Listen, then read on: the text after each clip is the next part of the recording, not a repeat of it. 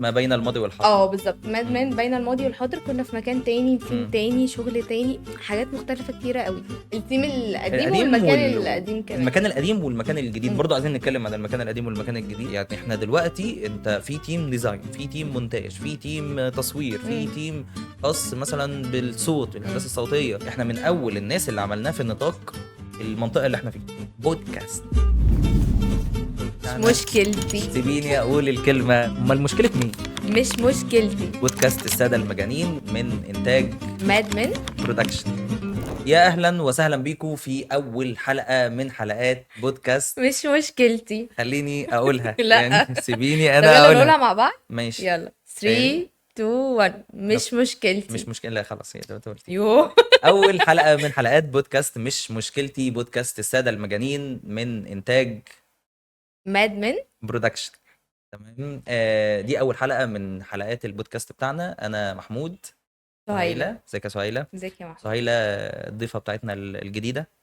انت بقالك قد ايه هنا؟ بتقمص لما بتقول عليا جديدة. لا مش جديده، خلاص خلاص انا انت بقيت من العيلة يعني. بقيتي من العيله خلاص. انضملت. احنا هنتكلم النهارده عن ايه بقى في اول حلقه من الحلقات بتاعتنا؟ بص، هو احنا الاول عايزين نقول لهم فكرة البودكاست بتاعنا. كويس. يعني احنا عايزين ناخدهم معانا المطبخ بتاعنا، يشوفوا احنا بنعمل ايه، بنطلع مم. كل الحاجات دي ازاي، ايه الحاجات اللي ممكن بتواجهنا، كنا عاملين ازاي قبل كده، ازاي طورنا من نفسنا، وصلنا اللي احنا فيه، كل الكلام ده. بالظبط. بس النهارده الحلقة بتاعتنا هنتكلم فيها عن ماد من زمان وماد من دلوقتي. احنا كنا في مكان تاني. ما بين الماضي والحاضر. بالظبط ماد مم. مان بين الماضي والحاضر، كنا في مكان تاني، تيم مم. تاني، شغل تاني، حاجات مختلفة كتيرة قوي. حلو. فعايزين بقى نتكلم عن الحاجات دي وازاي اتطورنا للأحسن. طب هل في حاجة كانت زمان أحسن مثلا، مم. ولا كله دلوقتي بقى أحسن؟ فعايزين بقى نتكلم في الحاجات دي بالتفصيل. ماشي. يعني انت هتمسكي الجزء الجديد وانا امسك الجزء القديم. اه يعني ما بقول انا عليك همسك اللي انا جديده. عارفاه انا بقى. هقول عليك جديده. لا بس احنا يعني ايه، عشان انا حضرت مثلا الشغل انت القديم. الماضي والحاضر، انا الحاضر بس للاسف. ماشي. انت يعني بص، كبري في نفسك. المستقبل هبقى انا الماضي برضو والحاضر والمستقبل. والمستقبل. طيب احنا يا ستي كنا زمان مم. شغلنا عباره عن ديزاينز. مم. بس ديزاينز دي بقى مختلف مجالاتها ومختلف الاشكال بتاعتها، زي مم. مثلا تصميم سوشيال، براندنج، ومطبوعات. كنا بنشتغل على الثلاث حاجات دول. ده الماضي مم. فضلنا شغالين فيه فتره يمكن لحد قريب، يعني يعني يمكن انتوا احنا موجودين من 2015 صح؟ تقريبا 2015 2014. مش ففضلنا بقى مذاكر التاريخ بس هو 14 15 يعني حاجه مم. زي كده لحد دلوقتي الحمد لله، ومستمرين الحمد ان شاء لله ان الله شاء يعني، الله. مع اختلاف الاجيال بقى والتيمات والحاجات دي كلها. فده اللي احنا بدأنا بيه. تمام. انا طبعا ما بدأتش من معاهم من السنه دي، بس انا بدأت 2020 تقريبا. مم. تمام. بعد يعني قديم الكورونا. برضو. بعد الكورونا. مم. ومستمر الحمد لله يا يعني. رب دايما. يا رب. محمود الشركة من غيرك ما يعني. لا بلاش تطبيل، والله. ده تطبيل. والله. لا ده تطبيل ده. فاطمة اه. هنا ماما في الشركة، ومحمود بابا يعني يعني عشان بحس ان والله. احنا اقدم ناس، صح؟ ايوه. لا يعني يا جماعه لو اي فاطمه. معلومة، اي خيط وفتلة عند فاطمة، طب انت عندك المعلومة عرفي كده. فاطمه الاول بقى. فاطمة اقدم حد قبلك. يعني وبعد شوشو وبعد شوشو شوشو، يعني احنا بعد رتبنا شوشو. شوشو دي اللي هي البركه بتاعت بجد الشركه احلى يعني. شاي نسكافيه قهوه كل الكلام ده. فاطمه بقى دي ماما بتاعت الشركه، بنلاقي معاها مش عايزين خيط. نقول ماما عشان ما لا، نكبرهاش هي فاطمه، هي يعني مش انت بتقولي كبيره، بس مامة هي ايه؟ بجد انت بتقولي والله ماما ماما وبابا. قوي. انتوا بالنسبه لي ماما وبابا بصراحه. ما هو بالنسبه لك فعلا. لا، معاها خيط وفتله، مم. دبوس، جعان هتلاقي اكل، كل حاجه هي هتسافك في كل الحالات. اه وتبعت لها اي وقت هترد عليك بجد. بالظبط. فانت كمان بحس وجودك مهم زيها الله بقى. يعزك يا يعني رب ايا والله. كان بقى بنلاقي معاك ايه، بس بنلاقي. بنلاقي معاك ايه؟ هي بتلاقي معاها خطوه فتله سجاير بتاع انت ما تهزريش، لا. بس هي الفكره كلها ان احنا يعني اقدم، يعني انا وفاطمه يعتبر احنا اللي حضرنا الايه، التيم القديم القديم والمكان القديم كمان. المكان القديم والمكان الجديد. مم. برضو عايزين نتكلم عن المكان القديم والمكان الجديد. طب بص، احنا هنتكلم عن كل حاجه بالتفصيل، بس الاول عايزاك بقى تكلمني عن الخدمات اللي احنا كنا بنقدمها زمان. انت قلت لي مم. كانت حاجه سيمبل خالص. قولي مش بقى سيمبل. بس بالنسبه لينا دلوقتي، لوقتها بالنسبه لينا وقتها دلوقتي طبعا كانت كانت سيمبل. اكيد، لانه كانت الشركه كلها قايمه عليها، فمعنى اه كده هي ما كانتش حاجه بسيطه. بالظبط. بس بالنسبه لينا دلوقتي كان هي تتقدم حاجه لوحدها، لا. لا. صح. مم. طيب، فاحنا بقى عايزاك تحكي لي ايه اول حاجه دخلت بعد الموضوع ده. كان اول حاجه دخلت بعد موضوع الديزاينز دي كانت الريلز. امم. يعني احنا كان زمان عندنا تصوير فيديو امم. وصور وبتاع. امم. بس كان الموضوع مش اللي هو بالتوسع وما ده، كانش لا. تيم كبير كانش تيم زي كبير دلوقتي طبعا، وكده. ولا كان تيم خاص امم. بالتصوير، ولا كان تيم خاص بالمونتاج، امم. ولا كان كل حد ليه مثلا تيم ليدر، ولا امم.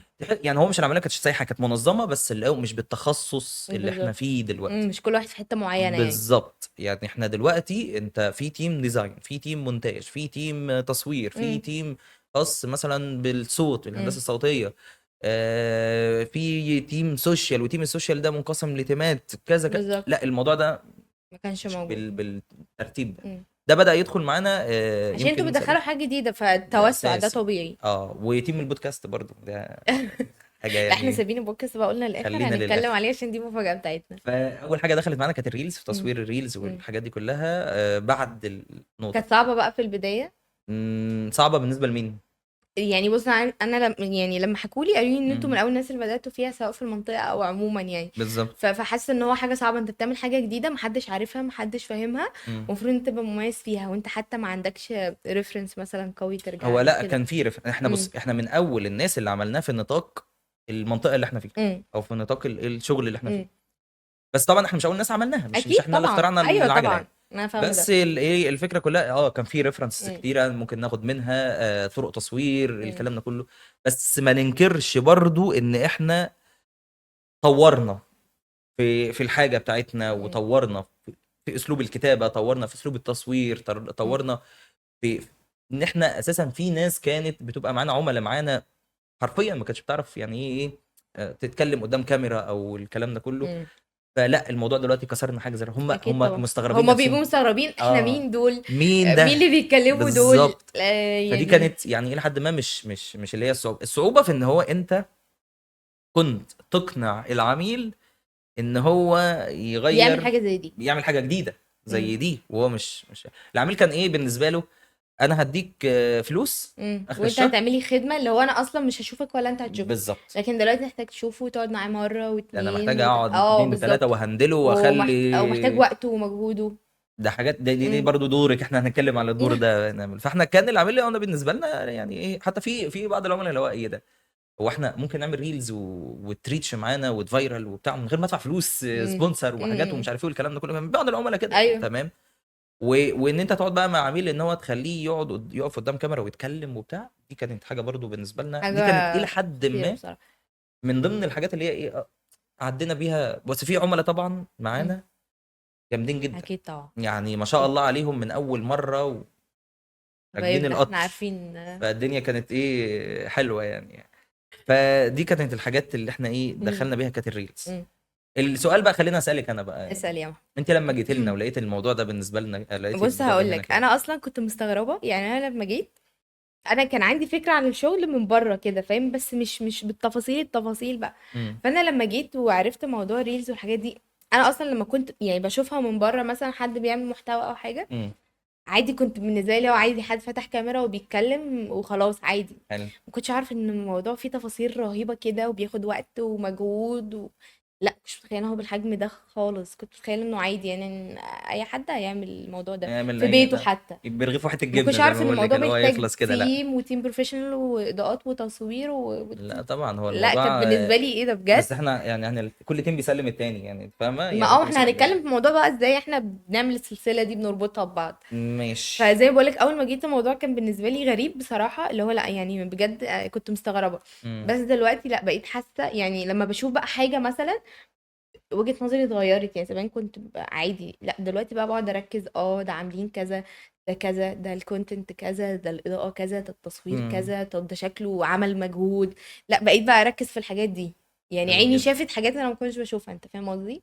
بس بس طبعا ده بيصب في مصلحتك انت تطوري اكتر وكده. طبعا طبعا طبعا يعني. طب ايه رأي ايه التيم اللي معاكي عامل ايه؟ لا يعني انا بحب صحابي، التيم اللي معايا يعني هم صحابي حتى مش في دلوقتي في بقينا ناس جت تيم. عليكي جديدة ساعة ما انت جيتي يعني، انت بعد انت ما جيتي؟ جه بعديا حد تقريبا او اتنين. وفي كان في حد قديم؟ لو تقصد في التيم معايا ولا عموما؟ عموما مش عموما شرط، جه عشان نشوف بتاعت بس انت بتتعاملي ازاي مع الناس. اصل انا يعني مثلا انا اتغير عليا بتاع تيمين ثلاثة. محمود، انا مشكلتي ان انا يعني انا اول مره اشوفك مثلا اللي هو امم. انا اكني عارفاك من سنتين انت فاكر مثلا. صح. اه. فاللي هو انا عادي، انا اجتماعيه قوي واللي هو انا حصل. عادي، فاللي هو انت انا اصلا انت ايه كنت تقول تقريبا مين اول البنت تعارف. الرخمه دي. بالظبط، ده اول تعارف احنا كنا قاعدين انت بناكل. تعرفيني عشان تهزري معايا. كنا ف قاعدين بناكل يعني فبتاع، فالدنيا كانت تمام يعني. امم فيعني احنا تقريبا اول تعامل احنا كنا ايوه، كان الباشمهندس عمل لنا فطار، بالظبط. وانا كنت هموت بقى، كنت مكسوفه وفضلت واقفه كده على الطرف وما اكلتش اه غير طعميه، وانا هموت من طعمية طبق البطاطس اللي كان قدامك. كان قدامي والله انا. العظيم طب ما كنت تقولي، كنت وكنت اديتهولي. محرج، ما انا مكسوفه بقى، لو انا هاكل اللي قدامي ولو مفيش مم. قدامي اكل مش هاكل، بعد لا لا كده لا لا ندمت عادي، بقى، الموضوع بقى كان سبهلله ندمت طبعا. والله اشد الندم.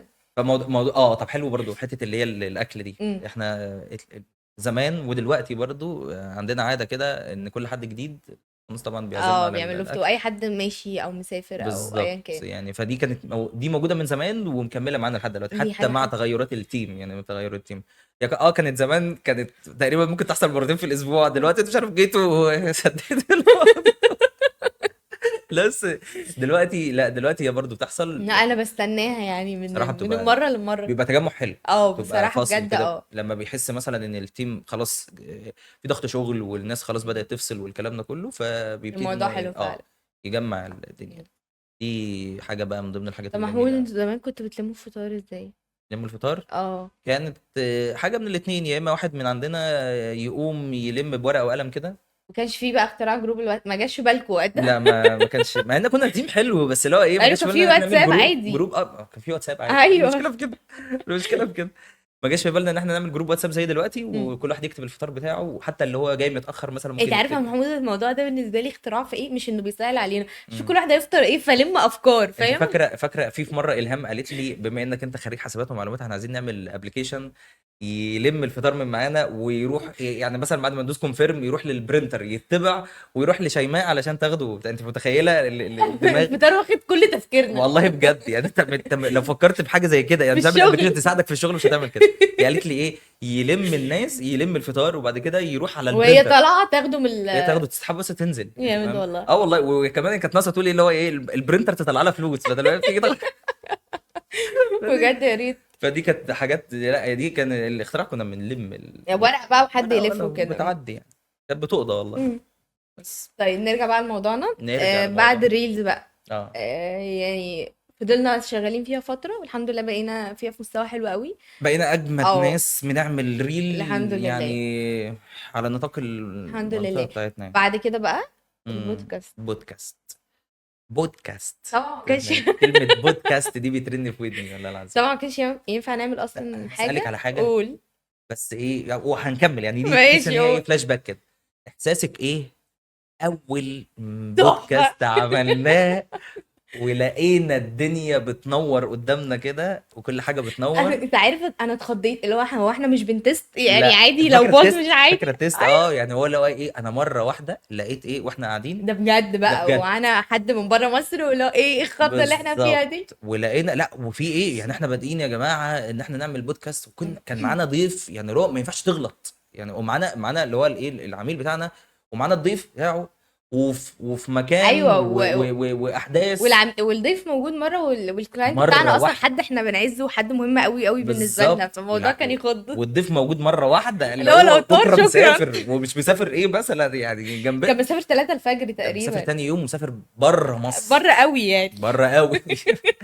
اللي هو انت احساسك ايه بقى لما لقيتي ايه الكاميرات شغاله والمايكات شغاله والاضاءه شغاله وبنقول اكشن؟ بص، هو بجد رهبه رهبه والله جامده. العظيم بجد، واللي هو توتر ورهبه، بس في نفس الوقت اللي هو الله، يعني انت بالظبط. بجد مبسوط ايه ده يعني. فكره. البرودكت بقى قدامك خلاص كده، واللي هو انت تمام بقت دي حتتها خلاص، وان هو اصلا حد مأمنك بقى ومديك الثقة وكده، فبجد دي كان احساس حاجه كانت حلو حلوه قوي. قوي.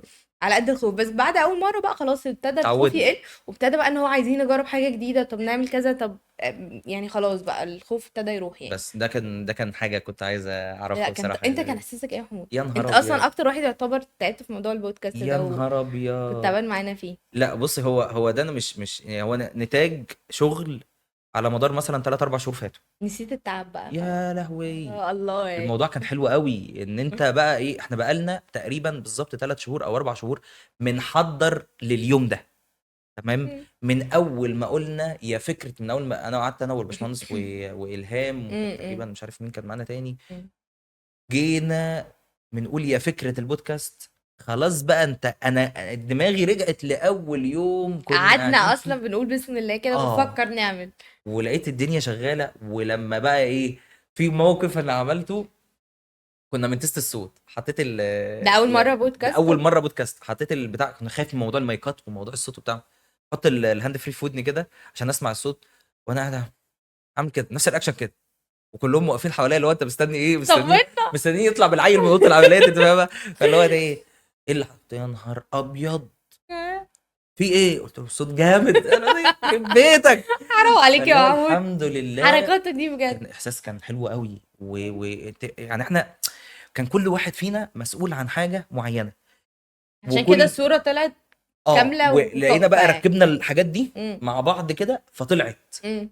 لقيناها طلعت بقى، ولما بدأ البودكاست يتمنتج وخلصنا، يعني احنا كنا انا لحد ما جبنا الكروت والصوت ما كنتش والكلام ده كله، مصدق. انا ما كنتش مصدق، انا كنت خايف ان يحصل فيه حاجه، فين الخازوق انا كنت يعني، فين، قلقانه حتى بعد ما يعني اتاكدنا من الصوت وماشيين، لا طب في حاجه ممكن غلط. نرجع، ممكن نرجع في نسجل حاجه غلط، احتياطي. انا بقول ان في حاجه هتحصل في دلوقتي خازوق. تبوظ لي فين الخازوق بقى، ما اعرفش، بس هو جاي يعني ايه، بس لله الحمد، الحمد هو لله خازوق يا بس رب. ان احنا روحنا الساعه 2 تقريبا، ده كان الخازوق الوحيد. مروح هو اتنين، حصل، بس كان يوم كان جامد ده تحفه اولا. بس تحفه. خلينا نتكلم عن البروسيس مم. يعني، او الخطوات، عشان احنا عمالين بنتكلم عن احساسنا دلوقتي. هو احنا فكره البودكاست بتاعتنا احنا برضو مش حاجه جديده، مم. بس يعتبر من اوائل الناس اللي احنا مم.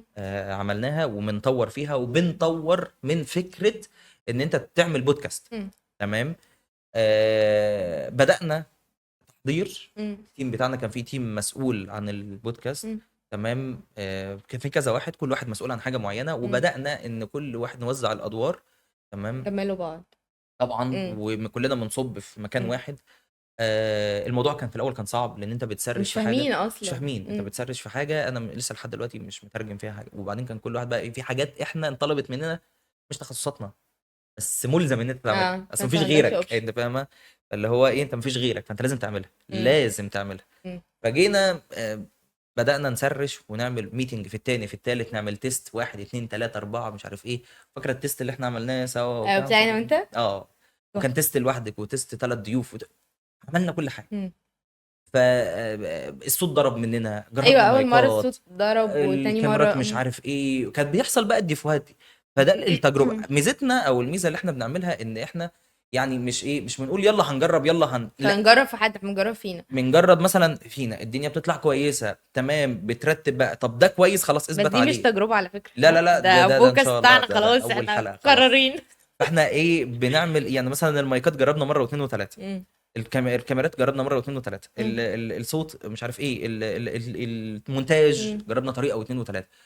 حط بقى كل حاجه من دول جنب بعض، طلع مم. بقى منتج كويس. نهائي، تبتدي بيعه بقى. مم. تمام. والحمد لله ان احنا مطلعين منتج نهائي كويس، احنا راضيين عنه، دي متكامل، اهم حاجة. متكامل واي عميل عندنا راضي عنه برضو، لا فده المهم. وهيتطور، الحمد اكيد لله ان طبعا. هو في تطور. ايوه اكيد، احنا في الريلز من كام سنة مش زي دلوقتي. والشهاده وهكذا البوكس بعد كام سنة مش هيبقى زي لا دلوقتي. لا لا، هيبقى اجمد اكيد بكتير طبعا. طبعا يعني. اجمل، هعمل بودكاست انا لوحدي اهو، تطلعي معايا اه طبعا هطلع. نعمل بودكاست انت غير هتطلع ده، معايا. لو استضفتيني حتى. بس هي ايه حاجه برضو كمان يعني، دي الشهاده لله، ان نشهدها يعني للتيم اللي مم. شغال سواء على البودكاست او ما وراء لان احنا زي ما قلنا قبل كده، ان احنا عندنا كل تيم، كل حاجه ليها تيم مخصص ليها، مم. فالبودكاست برضو ليه التيم الخاص بيه. مم. فالناس بتطور من نفسها بشكل كبير. في تطور كبير جدا، سواء في طريقه التصوير، طريقه الصوت، المونتاج، الحاجات دي، مش اللي هو ايه احنا وصلنا لحاجه كويسه هنقف. فهنقف، لا، احنا بنطور. مم. يعني في مثلا الريلز اللي احنا عملناها مم. قبل كده، مم. كنا بنصور مثلا بامكانيات معينه مم. مش احسن حاجه، فبدانا نطور في الامكانيات. طب طريقه المونتاج كانت مثلا واخده، بقت احلى. بقت احلى، طريقه التصوير، طب لا حط لي هنا مش عارف كذا، اعمل لي كذا، طب اللوكيشن، طب صور مثلا، فلا التيم تهيألي يا محمود اصلا ان انفراد. احنا يعني احنا كتيم ايا كان بقى تيم ايه، امم عموما كل يوم في حاجه جديده. ده في اساسي. العصر اللي احنا فيه، عصر الاي اي ده، فانت امم بجد انت لو مطورتش من نفسك، لو ما ذاكرتش، لو ما لقيتش حاجه جديده تعملها تقدمها، امم حتى لو في الحاجه اللي انت بتعملها خلاص يعني هيتم الاستغناء عنك، فاهم؟ مش هيبقى ليك ده اي اساسا نمشيك ان شاء الله. كنت حاسه نمشي انك بتمهد على فكره. نمشيك ان شاء الله، لا يا سهيل ما نقدرش نستغنى عنك يعني بعد ايه بقى طب خلاص. حاجه هسألك عليها قول. يعني، احنا برضو نسينا نتكلم عن التيم زمان والتيم دلوقتي في موضوع الالعاب. حسونا مات ازاي؟ الكلب ده بيهوهو. لا مش لا اسمها تشتري كلب. تشتري كلب. ما تفضحيناش يعني تشتري كلب عاود بيهوهو. نصدق. تمام. احنا كان زمان كنا بنلعب بيهوهو. برضو العاب زي دي كده، يعني كنا بنلعب بتوس. كان في، استنى نسيت اقول لك، قول. كان في اوضه بريك في الشركه القديمه. يعني ايوه انا احنا سمعت دي نسينا اكتر، انا نقول، غيرانه بصراحه. بس الموضوع ده اللي هو ايه، كان في مقر قديم وبعدين اه نقلنا احنا لمقر دلوقتي في تاني اجمد مجر. برضو مقر. هو قرار جديد. فكان في المقر القديم كان اوضه بريك، امم. اوضه بريك اريا بقى وبتاع امم. مش عارف ايه. فكان دي كنا بنروح نقعد فيها في البريك، في البريك اللي هو الاول بتاع الفطار، البريك امم. التاني بتاع الفصلان في نص اليوم. لو في حد اصلا عايز يفصل اصلا وبدل القعده وهو قاعد يروح وبتاع مش يقعد عارف، فيها يروح. يشتغل او كده. بالظبط. فكان فيها بتاع ده دارتس. تمام. دارتس بتاع ايوه الاسهم. عارفاه. كنا بنقعد نلعب بيها بقى، دي كانت من ضمن الالعاب. بس المشكله في حاجه، اللي هي كانت محطوطه على حيطه. تمام. والحيطه اصلا هي الدارتس نظيفه قوي، بس حوالين الحيطه مخربه، فالواحد مش عارفين ننشن. مش عارفين ننشن في الايه، في الدارتس ذات نفسها. ويحضر اخبط وبتاع، هي حوالين الحيطه الحيطه كلها خروم كده. طب والدرجة ما فيش مفيش خرم غرب فيها في صريح. البتاعه دي. فدي كانت من ضمن الالعاب برضه. كنا نلعب بلاي محمود ستيشن احنا حاجه. مستر محمود جايب لنا لعبه جديده جربتها. لا بيقولوا صعبه، بس انا صعبه موت. صعبه بجد ساعات يعني. ممكن تكون صعبه بالنسبه لك ايه ده، لا اولا عشان بس على فكره هو نحكم. الباشمهندس اللي قالك ان هي صعبه، يعني ما اقولش هو اللي قالك طب كمان. ماشي طالما فده هو حكم خلاص. ياكد لك ان هي صعبه. سهله. بس احنا بنلعب العاب خفيفه تانية، يعني كنا بنلعب حسونا يا مات اخي ازاي حسونا مات كده ازاي، ونقعد طول البريك نعمل كده. كده ونقعد بعد باقي اليوم مش قادرين من دراعنا. ماشي. وتشتري كلب. تمام.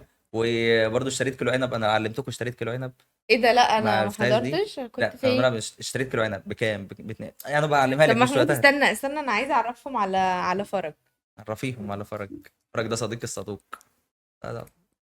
مش هينفع يطلع هنا، مش هيمشي هنا اصلا. مش باين ده اجدد حد معانا ده. انا حضرته بقى، ده يعني اجمد انت تيم. سألتني انا حضرت مين لما جيت، مم. فحضرت فرج. فده ايه، ده فرج. مجنن طبعا. الناس بموت كلها فيه. ده اللي هو الناس كل شويه بتدخل على اللعب بتاع حطيناه كده. محمود انت كنت مسميه ايه قبل ما؟ مختار باين او حاجه مختار. زي كده، مختار بس وحش هو فرج. قوي. فرج خليك. فرج حلو. لا ده من ضمن الحاجات برضو اللي احنا بنلعب بيها. دي حاجات كانت يعني مكمله معانا الروح. بص يعني احنا لو مم. اتكلمنا مثلا على الشق بتاع الالعاب والحاجات دي مم. كلها، فده ان دل عن شيء يدل ان ايا كان حد قديم جديد، حد جاي، حد راح، حد هي مش عارف الحاجات ايه، دي ثابته بينا. ان الحاجات دي ثابته مم. والتيم بينسجم مع بعض. يعني مم. عمر ما حد جه مثلا جديد وقعد معانا وسيبناه مثلا. قاعد في حاله. بالظبط 4 ايام ولا حاجه. يعني اقصى حاجه انت ممكن تقعدها مع نفسك كده تلاقي نفسك انت مديك مساحتك 3 ايام، بعد كده انت محمود بتبقى. انا الثلاث ايام دي حتى ما انت خدتهمش خدتها من يعني. اول يوم. فاللي هو انت دخلت معانا من اول يوم. انا اللي مش انا برضو انا طبيعيه. عملت كده على فكره. يعني انا من ضمن الناس اللي هو دخلت اندمجت في التيم مره واحده، لان انا دخلت عليهم في البريك. تمام. وكنت جاي من سفر، كنت تعبان وعايز اكل وبتاع، فاللي هو داخل اقعد كل. دخلت كلت. هقعد اكل. فاللي هو دخلت كلت وقعدت وبتاع والدنيا كانت تمام. فده مم. برضو من ضمن الحاجات الكويسه اللي موجوده في التيم عندنا وموجوده في الروح بتاعت ده الشركه اللي حقيقي هو. بصراحه، يعني انت عارف وقت البريك اللي احنا بنقعده مع بعض ده مم. بيديني اللي هو اكني بشحن كده، لو انا اقعد اكمل شغلي باقي اليوم، لو انا بستنى البريك الاول والتاني عشان نقعد مع بعض، عشان حصل. اعرف اكمل بصراحه حصل عادي. ونقعد نلعب فدي حاجه وبتاع. مهمه، لازم يبقى فيه روح كده حلو. محمود بص، احنا قبل ما نكمل انا مم. بجد عايزه اشكرك على كوبايه الشاي دي. ايوه. بص انا شربتها لاخر قطره، وده اصلا في فتره. الطبيعي ما هي بعد فتره. الفتره دي ما اقسم تكمليش. بالله ده في بس الطبيعي ما حلوه يعني بيحصلش. عجبتك. هي فوقتني. انا عمري في الحمد حياتي لله. ما شربت شاي مظبوط كده. انت عارف انا ما بعرفش اظبطه لنفسي. لا حطيتي قد ايه احلى بقى؟ حاجه بعملها شاي. معلقه شاي انت قلت ولا نص؟ لي معلقه شاي ونص انت معلقه حطيتي سكر. معلقه شاي بجد؟ والله لا معلقه ونص بصراحه، فيمكن ده بتهزر. عشان هي ايه خطر. ده ازاي تقيل بس كده؟ معلقه ونص من اللي هي بتاعت شوشو الصغيره دي. اه شوف اللي هي شوف طب والله الشاي بتاعك بينافس الشاي بتاعها، بس يعني القهوه مقدرش اقول بتاعتها لها. مختلفه. القهوه بتاعتها حلوه عشان هي بتعملها بحب لما يعني. تكون رايقه. ليها مزاج. خلينا نعرف شوشو الاول. يعني احنا عمالين اه بنتكلم زمان ودلوقتي، فشوشو من ضمن يعني شوشو الناس زمان ودلوقتي وان شاء الله في مؤسسه المستقبل كمان والمستقبل ان يعني. شاء الله. يعني باذن الله. شيماء.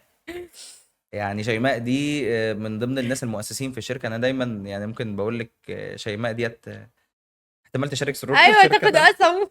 والله العظيم بجد. يعني هي والله فعلا لو طرحها في الاسهم شيماء دي احتمال، يعني بعد عمر طويله هندسه ان شاء الله انت اكتر من ممكن اصلا 50%. يعني ممكن تكتب في الوصيه كده يعني نص الشركه تروح لشيماء. شيماء ده مكمله طب من بقول لك تخيل شباب تبقى المديره بتاعتنا مثلا.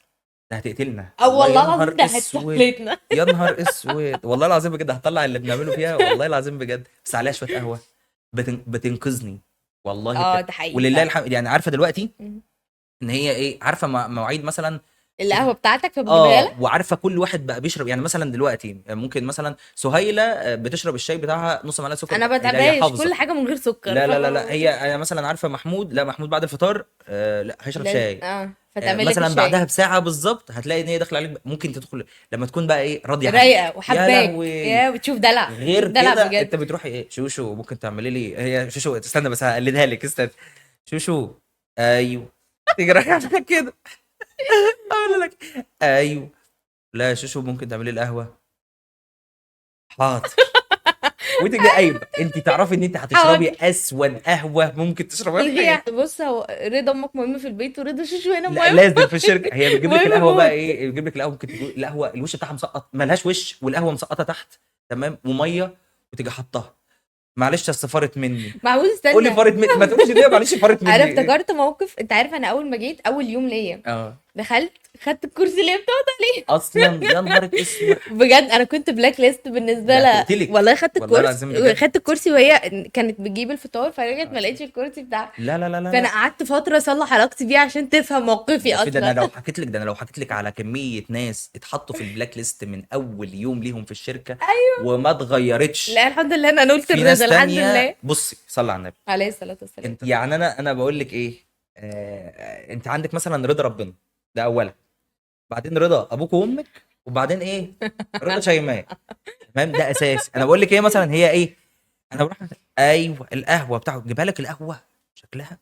تقول معلش اصل فارت مني، ما تقوليش فارت، قولي ان قولي انا لي ماليش ماليش مزاج، نفس، ما قولي ايوه ماليش مالكيش. ما تقوليش كده، ما تقوليش ان هي مالهاش فارت مني، انت ممكن تحطيه اصلا وتروح تعمل لا حاجات بص انا وتفتكر. النمايه اللي بنمها مع شوش دقيقتين يا ثلاثه اقسم لهوي. بالله ده بالنسبه لي انا ده بص انا ده انا بستنى البريك، مستناها. استنى ايوه البريك عشان ادخل وتقعد تقول لي ايه. هلا قول لي يا محمود بقى ايه اللي حصل مش عارف ايه، تعالى تقعد تعالى. تقررني لو انا والواحد مستنيه اصلا. بيحكي، يعني الواحد ايوه بيحكي. انت تلقائيا اصلا. بس لما بتكون رايقه بتشرب منها كوبايه قهوه. يا نهار ابيض. هو انا ماليش في بتعمل القهوه قوي يا محمود، بس هي الصراحه قهوتها ترمومتر حلوه الدنيا. يعني. فدي كانت لا لا شوشو بصراحه يعني ليها الفضل ان علينا، ربنا يعني يخليها لنا ربنا بجد يخليها لنا يا والله رب. بامانه يعني، ويديها الصحه يا رب. دي كانت الحلقه، دي نقفل كده. حلقتنا النهارده. كفايه كده. كفايه كده. والله كفايه يعني. انا كفايه كده. انا انا بقول بقول كفايه بقول كده برضو. عشان دي مش مشكلتي وانا عايزه امشي وجعانه. والله وانا كمان. فنقفل على كده. دي كانت يا جماعه ملخص، يعني كان ملخص، احنا ممكن ممكن نتكلم حاجات ندخلكوا اكتر في التفصيل. بالظبط. ده كان بس ملخص بلاش عن يعني. مدمن او البودكاست بتاعنا مدمن، او البودكاست مش مشكلتي طب طبعا. محمود احنا محددين الحلقه الجايه هنتكلم عن ايه؟